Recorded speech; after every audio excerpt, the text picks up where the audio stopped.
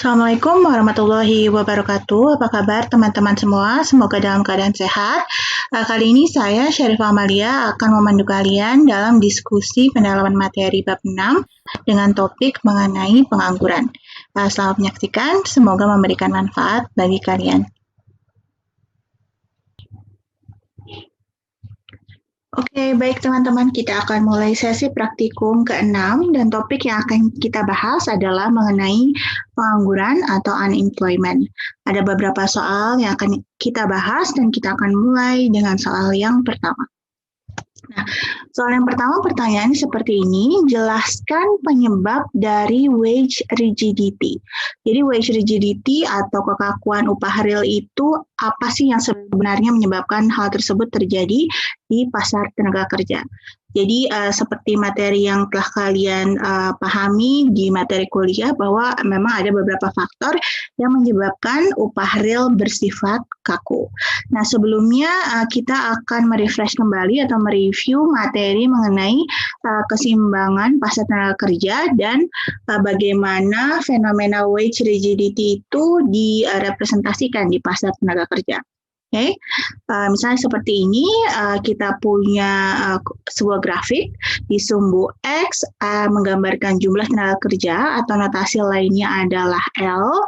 Kemudian di sumbu Y kita punya variabel yang merepresentasikan upah real. Apakah itu upah real? Upah real pada dasarnya adalah upah nominal yang telah dideflasi oleh price level atau tingkat harga seperti itu ya. Jadi upah real itu menggambarkan purchasing power atau daya beli yang sebenarnya dipunyai oleh masyarakat seperti itu.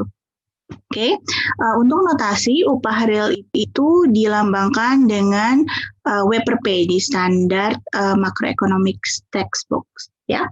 Nah, untuk pasar tenaga kerja tentu saja kalau kita ingin mempelajari kondisi equilibrium ada interaksi antara permintaan tenaga kerja dan penawaran tenaga kerja. Demand for labor atau permintaan tenaga kerja berslope negatif artinya menggambarkan hubungan negatif antara upah real dan jumlah tenaga kerja. Apabila terjadi kenaikan upah real, maka perusahaan sebagai demander di pasar tenaga kerja akan menurunkan permintaan terhadap tenaga kerja karena perusahaan menganggap bahwa pengeluaran upah real dari tenaga kerja yang mereka pekerjakan merupakan komponen cost yang sangat besar bagi perusahaan, porsinya seperti itu. Jadi hubungannya negatif. Sementara itu, kurva penawaran tenaga kerja atau supply of labor itu berbentuk vertikal. Artinya apa? Pada bab 6 pengangguran ini diasumsikan bahwa penawaran tenaga kerja itu bersifat independen terhadap upah real. Artinya upah real tidak akan mempengaruhi secara langsung terhadap suplai tenaga kerja. Seperti itu ya. Nah, kekakuan upah terjadi dalam kondisi seperti ini. Nah, semestinya kita tahu bahwa berdasarkan keseimbangan yang tanpa intervensi, pada saat kurva supply memotong kurva demand, maka seharusnya equilibrium di pasar tenaga kerja itu kan di titik ini ya, kita anggap saja misalnya titik ini adalah titik equilibrium 1. Ya, pada saat equilibrium tersebut, maka seharusnya upah real berada di level di sini kurang lebih, dan jumlah tenaga kerja di keseimbangan di level L1, misal seperti itu ya. Tetapi pada kenyataannya upah itu bersifat rigid atau sulit untuk menyesuaikan sehingga sulit untuk mencapai equilibrium di pasar tenaga kerja. Nah, kenapa sulit? Karena ada beberapa faktor yang akan selanjutnya kita bahas yang menyebabkan upah itu akan sulit menyesuaikan atau dipaksa untuk menjadi kaku, seperti itu. Nah, jadi yang dimaksud dengan upah real yang kaku adalah terjadi apabila upah ditetapkan pada level yang lebih tinggi dibandingkan dengan upah equilibrium yang seharusnya. Oke, jadi upah ditetapkan di level ini, misalnya di WPP 2, kita sebut dengan istilah rigid real wage. Nah, disebabkan oleh faktor-faktor yang akan kita jelaskan selanjutnya. Nah, the rigid real wage ini selalu berada di atas upah real equilibrium di sini, yang sebelumnya, yaitu WPP 1. Oke? Nah, apa implikasinya dengan adanya rigid real wage tersebut? Maka kondisi di pasar tenaga kerja akan berada dalam kondisi disequilibrium. Disequilibrium artinya jumlah tenaga kerja yang ditawarkan tidak sama dengan jumlah tenaga kerja yang diminta. Oke, pada kondisi ini terjadi excess supply tenaga kerja karena jumlah tenaga kerja yang ingin bekerja atau yang ingin disuplai ke pasar lebih tinggi dibandingkan dengan jumlah tenaga kerja yang dipekerjakan oleh perusahaan. Akibatnya apa? Terjadi pengangguran. Jadi pengangguran itu dapat diasosiasikan dengan terjadinya excess supply di pasar tenaga kerja. Kesimpulan dari slide ini adalah dengan upah real yang dipaksa atau ditentukan di atas harga atau upah real keseimbangan, maka akan terjadi excess supply yang akan juga mengakibatkan terjadinya pengangguran. Baik, seperti beberapa materi yang telah kalian dapatkan di kuliah, bahwa sebetulnya ada beberapa motivasi yang mendasari kenapa upah real itu bersifat kaku di pasar tenaga kerja. Nah, ada beberapa hal yang mengakibatkan hal tersebut.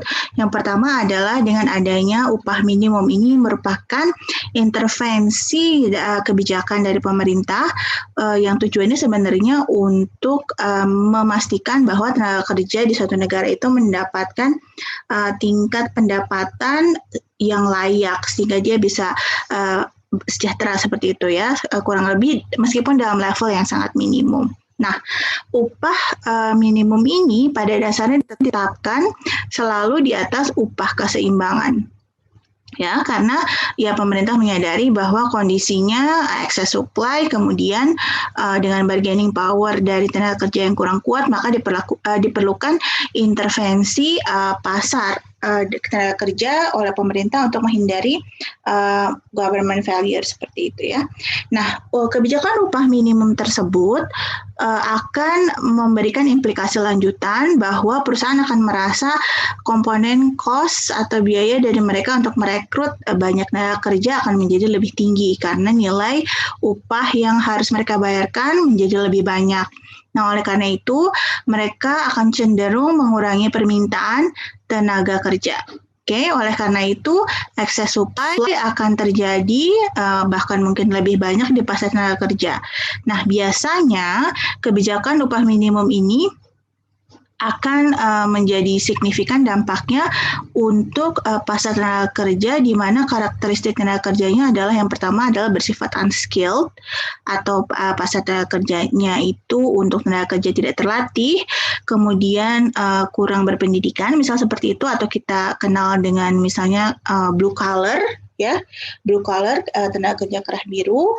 Nah, kemudian juga dengan karakteristik misalnya tenaga kerja yang umumnya demografinya berusia muda, sehingga misalnya minim pengalaman, sehingga membutuhkan intervensi pemerintah untuk menjaga bagaimana caranya agar tenaga kerja tersebut meskipun unskilled dan meskipun berusia muda, dia tetap memperoleh tingkat pendapatan yang layak. Nah, jadi akibatnya karena kebijakan intervensi dari pemerintah tersebut di upah minimum, akan mengakibatkan terjadinya excess supply sehingga merepresentasikan terjadinya pengangguran. Nah, pengangguran yang disebabkan oleh kekakuan upah, terutama misalnya karena upah minimum ini, kita kenal dengan sebutan pengangguran struktural. Nah, itu yang pertama. Nah, kemudian yang kedua adalah karena adanya serikat pekerja atau labor union. Oke, serikat pekerja itu biasanya merupakan gabungan dari pekerja suatu industri atau suatu daerah gitu ya, di level daerah. Nah, tujuannya untuk berunding dengan perusahaan terkait dengan tingkat upah. Ya, jadi mereka mempunyai bargaining position atau kekuatan tawar untuk bernegosiasi dengan perusahaan-perusahaan bahwa upah minimum itu yang layak bagi tenaga kerja itu di level sekian, misal seperti itu. Nah, tentu saja biasanya upah yang dinegosiasikan itu berada di atas harga atau upah real keseimbangan. Ya, oleh karena itu akibatnya cukup sering terjadi adanya konflik antara pekerja dan pengusaha, kemudian juga menjadi konflik juga bagi pekerja dan para pencari kerja. Nah, itu yang kedua yang mengakibatkan upah real bersifat kaku dan umumnya berada di atas tingkat upah real keseimbangan. Grup terakhir dari fenomena yang menerangkan upah bersifat kaku dan berada di atas level keseimbangan adalah teori upah efisiensi atau efficiency of wages. Nah, secara umum, teori upah efisiensi ini menerangkan hubungan positif antara tingkat upah real yang lebih tinggi dengan produktivitas tenaga kerja yang lebih baik. Ya, secara spesifik teori upah efisiensi ini menerangkan mengenai transmisi dari bagaimana tingkat upah yang lebih tinggi itu secara real dapat mempengaruhi tingkat produktivitas pekerja ke arah yang lebih baik. Yang pertama adalah upah akan mempengaruhi produktivitas pekerja melalui nutrisi pekerja yang lebih baik dan kesehatan yang lebih prima. Nah, misalnya dengan upah yang lebih tinggi akan mengakibatkan standar hidup pekerja tersebut menjadi lebih layak dan dapat mengakses pangan dengan nutrisi yang lebih baik sehingga akan berpengaruh terhadap imunitas juga kesehatan tenaga kerja tersebut. Akibatnya dengan tenaga kerja dengan level kesehatan yang lebih baik, maka tenaga kerja tersebut secara fisik akan menjadi lebih produktif. Nah, itu yang pertama. Yang kedua, upah real dengan tingkat yang lebih tinggi tersebut dapat menurunkan pergantian tenaga kerja atau turnover tenaga kerja dari suatu perusahaan. Ya, dengan nilai upah yang lebih baik, maka tenaga kerja akan memiliki insentif lebih untuk bekerja lebih lama di perusahaan tersebut. Jadi karena dia merasa upahnya cukup baik, gitu ya, pendapatannya atau take home payment-nya lebih baik, maka dia ya tidak berpikir untuk bekerja mencari pekerjaan lain dengan upah yang lebih baik gitu ya. Sehingga akibatnya hal ini akan memberikan benefit bagi perusahaan itu sendiri sebenarnya. Benefitnya apa? Jadi perusahaan tidak membutuhkan waktu untuk mencari pekerja baru lagi dengan melakukan rekrutmen dan juga dia tidak perlu mengeluarkan biaya lebih banyak lagi untuk melakukan training yang meningkatkan kapasitas tenaga kerja. Ya, karena tenaga kerjanya sekarang lebih lama tinggal di perusahaan tersebut. Sehingga secara umum juga fenomena ini akan memberikan pengaruh positif terhadap produktivitas tenaga kerja secara keseluruhan. Nah, kemudian yang ketiga, rata-rata kualitas tenaga kerja itu sangat tergantung dari tingkat upah yang ditawarkan. Maksudnya apa? Bahwa dengan upah yang lebih tinggi akan mengurangi terjadinya adverse selection. Apa itu adverse selection?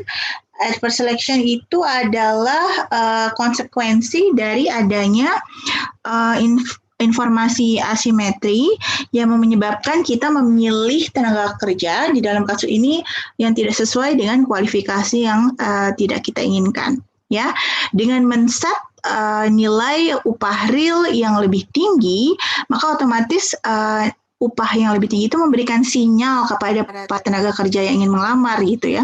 Misalnya kita membuka lowongan untuk posisi manajer dengan nilai kompensasi upah yang lebih tinggi, maka otomatis yang akan melamar adalah tenaga kerja yang skillnya tinggi, kemudian pengalaman kerjanya juga sudah mumpuni untuk melamar posisi tersebut. Jadi overall dengan adanya sinyal upah yang lebih tinggi tersebut, maka dia akan meng-attract tenaga kerja dengan kualifikasi yang sesuai dengan kita inginkan, atau bahkan tenaga kerja dengan kualifikasi yang lebih baik, ya.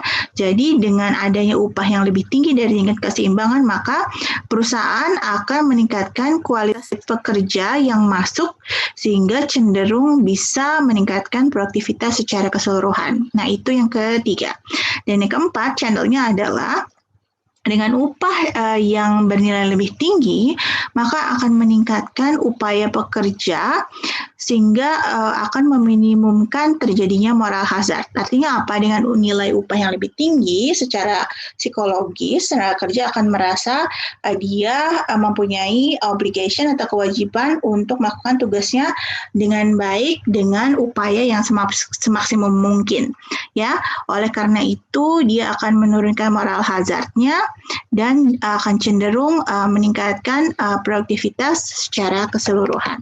Nah, kurang lebih itu adalah alasan ketiga mengapa dengan nilai tingkat upah real yang lebih tinggi di atas keseimbangan atau upah dipaksa untuk menjadi kaku di atas tingkat keseimbangan di pasar tenaga kerja, maka sebenarnya akan berpengaruh positif atau memberikan insentif kepada produktivitas tenaga kerja.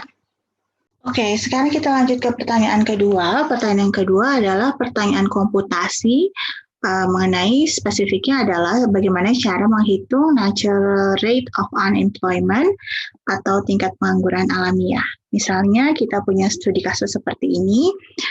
Misalnya pada saat liburan mahasiswa ada program magang yang ditujukan oleh mahasiswa. Nah, program magang ini sendiri sebenarnya kalau untuk di negara maju gitu ya, di luar negeri sangat banyak, terutama pada saat mahasiswa summer break seperti itu misal, ya. Terus kita asumsikan program magang tersebut secara umum hanya dilakukan 12 minggu karena targetnya adalah mahasiswa. Nah, dan liburnya umumnya kurang lebih 3 bulan. Nah, dari informasi ini sebenarnya bisa kita ekstrak perhitungan dari job separate rate, ya, atau tingkat pemutusan tenaga kerja. Nah, dari informasi ini kita mengetahui bahwa satu pekerjaan akan diputus setelah 12 minggu. Jadi kita ketahui bahwa nilai job separate rate-nya adalah satu pekerjaan per 12 minggu sehingga kita mempunyai nilai S sebesar 0,083. Nah, kemudian informasi yang kedua kita ketahui bahwa secara rata-rata mahasiswa itu membutuhkan waktu 2 minggu untuk mendapatkan satu pekerjaan magang. Dari informasi ini bisa kita hitung bahwa nilai F atau rate of job finding sama dengan satu pekerjaan magang untuk setiap 2 minggu. Jadi satu pekerjaan per 2 minggu pencarian kerja. Ya, sehingga nilai dari F atau rate of job finding-nya adalah sebesar 0,5. Nah, dari kedua informasi tersebut, sekarang dengan mudah kita dapat menghitung natural rate of unemployment atau nilai tingkat pengangguran alamiah yang umumnya sangat terkait dengan pengangguran yang sifatnya friksional. Apa itu friksional? Friksional adalah pengangguran yang disebabkan oleh dibutuhkan waktu untuk mencari pekerjaan, mencocokkan skill, dan juga adanya sectoral shift yang mengakibatkan terjadinya pengangguran friksional. Nah, rumus dari natural rate of unemployment adalah U per L sama dengan S per S plus F. Ya, kita sudah punya informasi nilai S-nya dan juga F-nya, maka apabila kita input, nilai pengangguran alamiah atau NAIRU-nya akan sebesar 0,14 atau 14%. Dan sekarang kita masuk ke pertanyaan ketiga. Pertanyaan ketiga adalah analisis dengan menggunakan grafis. Ya, mengenai dampak pandemi COVID-19 yang mengakibatkan aggregate demand shock. Nah, kira-kira dampaknya bagaimana terhadap keseimbangan pasar tenaga kerja, kemudian jumlah tenaga kerja yang dipekerjakan, dan juga kondisi pengangguran. Nah, untuk menjawab pertanyaan ini, kita sebetulnya bisa menetapkan dua buah skenario. Yang pertama skenario yang terjadi apabila di pasar tenaga kerja itu sesuai dengan mekanisme pasar. Jadi tidak ada intervensi yang menyebabkan upah real bersifat kaku. Nah, yang kedua, bagaimana kalau kita asumsikan terjadi intervensi yang menyebabkan wage rigidity atau kakuan upah. Misalnya dengan tadi dikarenakan oleh adanya kebijakan upah minimum yang diimplementasikan di suatu negara. Nah, ya yang perlu kalian perhatikan bahwa terdapat hubungan antara aggregate demand shock dengan kondisi keseimbangan pasar tenaga kerja. Hubungannya apa? Apabila terjadi guncangan di sisi permintaan, maka hal itu akan mengakibatkan perusahaan merespons dengan mengurangi permintaan terhadap tenaga kerja. Misalnya karena pandemi COVID-19, banyak orang yang menurunkan permintaan akan barang dan jasa karena banyak hal, misal karena pendapatannya berkurang atau karena sulit gitu ya untuk belanja secara offline. Sekarang misalkan karena adanya pembatasan sosial skala besar, maka penurunan permintaan barang dan jasa akan dikompensasi dengan penurunan permintaan akan inputnya atau tenaga kerja dalam hal ini. Jadi kurang lebih mekanismenya seperti itu untuk kedua skenario yang akan kita bahas. Untuk yang pertama, kita akan membahas dampak penurunan permintaan tenaga kerja sebagai konsekuensi dari aggregate demand shock terhadap pengangguran apabila kondisinya market di pasar tenaga kerja selalu dalam posisi clearing, artinya selalu dalam posisi equilibrium. Ya, kondisi pertama equilibrium di pasar tenaga kerja terjadi misalnya di titik yang ini, kita sebut saja misalnya titik A, pada saat supply of labor memotong demand of labor 1 dan menghasilkan tingkat upah real di W per P1 dan jumlah tenaga kerja di L1. Ya, kemudian terjadi aggregate demand shock akibat pandemi dan menggeser kurva demand of labor perusahaan ke kiri. Ya, dengan turunnya demand of labor tersebut, maka kondisi equilibrium di pasar tenaga kerja juga akan berubah ke titik B misalnya. Ya, di titik B di perpotongan yang baru antara demand for labor 2 dan supply of labor dapat kita ketahui bahwa ternyata di pasar tersebut upah real mengalami penurunan dari W per P1 ke W per P2. Sementara L atau jumlah tenaga kerja tetap berada di level L1. Implikasinya juga dengan hal tersebut adalah tidak ada pengangguran di pasar tersebut. Oleh karena itu, dengan skenario pasar selalu berada dalam kondisi equilibrium, maka aggregate demand shock akan menyebabkan penurunan demand for labor, kemudian menyebabkan penurunan upah real, tetapi tidak mempunyai impact terhadap jumlah tenaga kerja yang dipekerjakan dan pengangguran. Konsekuensinya akan berbeda apabila kita asumsikan terdapat intervensi yang mengakibatkan upah real bersifat kaku. Ya, sekali lagi, kaku itu terjadi misalnya karena kebijakan upah minimum yang ditetapkan oleh pemerintah berada di atas upah real keseimbangan di pasar.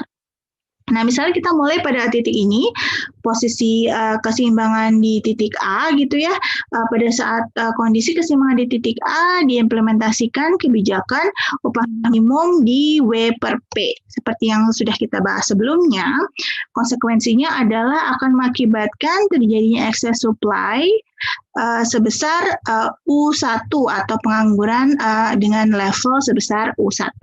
Karena supply of labor lebih banyak dibandingkan dengan demand of labor. Nah, itu pada kondisi sebelum terjadinya aggregate demand shock.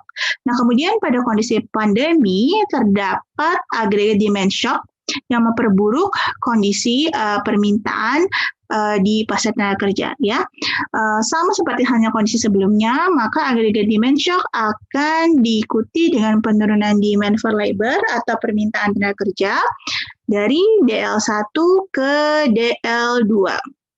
Ya, oleh karena itu kan equilibriumnya harusnya turun ke titik B ini, tetapi karena upah tidak dapat menyesuaikan, bersifat kaku, maka upah akan selalu berada di level W per P1. Konsekuensi yang terjadi akibat kekakuan upah ini adalah dengan penurunan demand, maka akan terjadi excess supply yang lebih besar. Ya, karena demand turun sampai dengan L2 di sini ya, sementara supply-nya tetap di level S di sini. Ya, jadi gap atau eksesnya menjadi lebih banyak. Nah, hal ini mengindikasikan bahwa lebih banyak akan terjadi pengangguran akibat adanya agregat shock dari konsekuensi pandemi COVID-19. Ya. Oleh karena itu, secara umum dapat kita conclude bahwa dampak dari pandemi COVID-19 dalam hal ini agregat demand shock akan mengakibatkan penurunan demand for labor juga dan menyebabkan terjadinya peningkatan pengangguran. Karena apa? Karena upah kaku tidak dapat menyesuaikan di level kebijakan upah minimum, yaitu di W per P1. Nah, itu akibatnya pada skenario kedua, apabila pada kondisi awalnya sudah diimplementasikan kebijakan upah minimum. Terdapat 3 soal yang tadi sudah kita bahas. Semoga dapat memberikan pengertian yang lebih baik kepada kalian mengenai pendalaman materi bab mengenai pengangguran ini ya.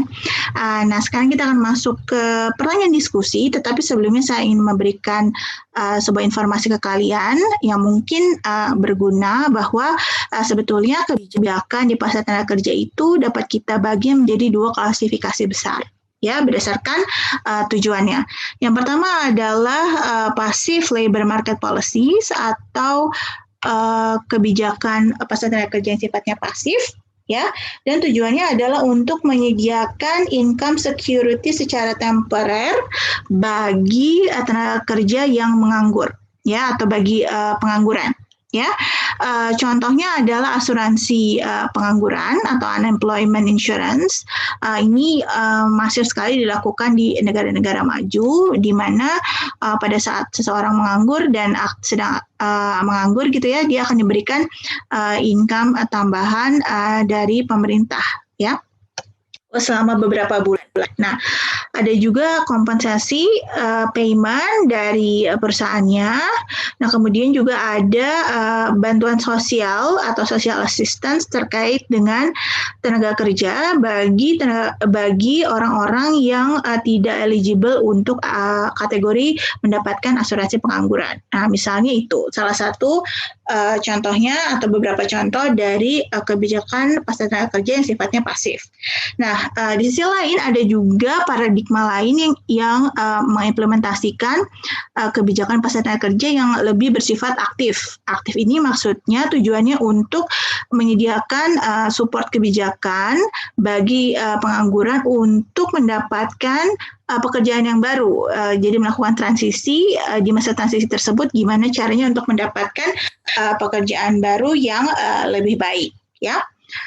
Umumnya program-program terkait dengan kebijakan pasar tenaga kerja yang aktif, yang pertama adalah job search assistance. Misalnya pemerintah menyediakan fasilitas job search yang di dalamnya ada informasi-informasi mengenai perusahaan yang sedang rekrutmen, kemudian kualifikasi yang dibutuhkan seperti apa. Intinya untuk memperkecil asymmetric information di pasar tenaga kerja. Yang kedua adalah dengan program pelatihan, training atau retraining untuk meningkatkan kemampuan si tenaga kerja tersebut, ya, sehingga dia sekarang kapasitas dari sisi sumber daya manusianya lebih baik, sehingga diharapkan probabilitas untuk mendapatkan pekerjaannya juga menjadi lebih tinggi. Kemudian lainnya implementasi kebijakannya bisa melalui peningkatan UMKM, ya, promosi UMKM dengan training juga, kemudian dengan program mentoring, ya, cukup banyak sekarang implementasinya di Indonesia. Kemudian juga ada subsidi upah gitu. Juga ada employment guarantee schemes dan employment dilakukan dengan memperbanyak investasi-investasi dan proyek-proyek yang sifatnya publik yang dapat menyerap tenaga kerja. Nah, kurang lebih itu adalah beberapa opsi untuk efektif labor market policies yang banyak diimplementasikan oleh negara-negara di dunia. Nah, sekarang kita masuk ke poin diskusi. Poin diskusinya adalah mengenai kartu prakerja. Mungkin sudah tidak asing lagi bagi kalian, sering sekali ya exposure di media mengenai kebijakan kartu prakerja. Nah, kartu prakerja ini sebenarnya tujuannya adalah untuk meningkatkan kualitas SDM Indonesia berupa bantuan pelatihan vokasi yang ditunjukkan untuk para pencari kerja atau tenaga kerja yang sedang dalam kondisi menganggur, sehingga mereka dapat meningkatkan kompetensinya. Kemudian diharapkan program ini dapat mencapai coverage sampai dengan 2 juta peserta kartu prakerja sampai dengan tahun 2020. Aktivitasnya ada 3. Ada namanya skilling, upskilling, dan reskilling ya. Kalau skilling berarti tadinya dari bagaimana caranya untuk supaya tenaga kerja menjadi lebih mempunyai keahlian. Kemudian upskilling juga semakin meningkatkan keahlian, dan reskilling merubah atau memodifikasi keahlian menjadi lebih diperlukan oleh industri yang lebih relevan dengan komposisi industri saat ini. Nah, kurang lebih itu adalah 3 aktivitas yang diperkenalkan dalam kartu prakerja. Kemudian manfaatnya, peserta program kartu prakerja itu dapat mengikuti pelatihan-pelatihan yang sifatnya vocational atau pelatihan vokasi, kemudian mereka akan mendapatkan sertifikasi kompetensi, dan juga mereka akan mendapatkan insentif selama mengikuti program kartu prakerja tersebut.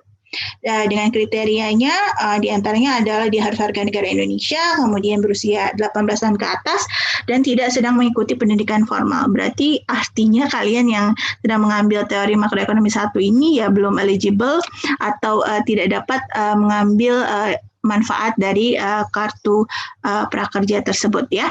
Nah, kemudian karena semuanya ini dirancang dengan sistem digital, dengan mengajak kerjasama provider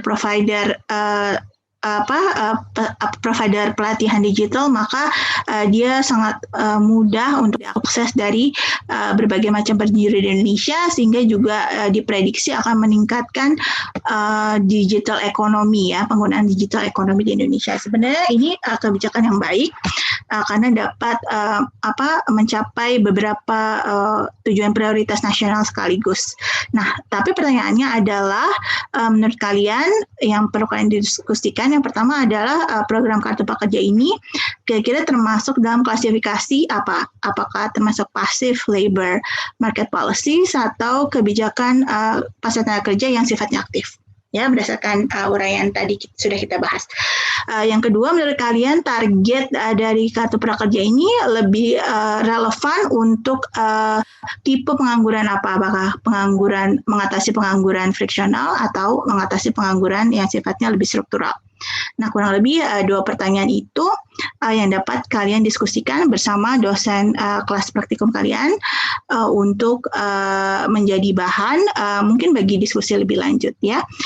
Sekian untuk pendalaman materi praktikum bab 6 mengenai topik pengangguran.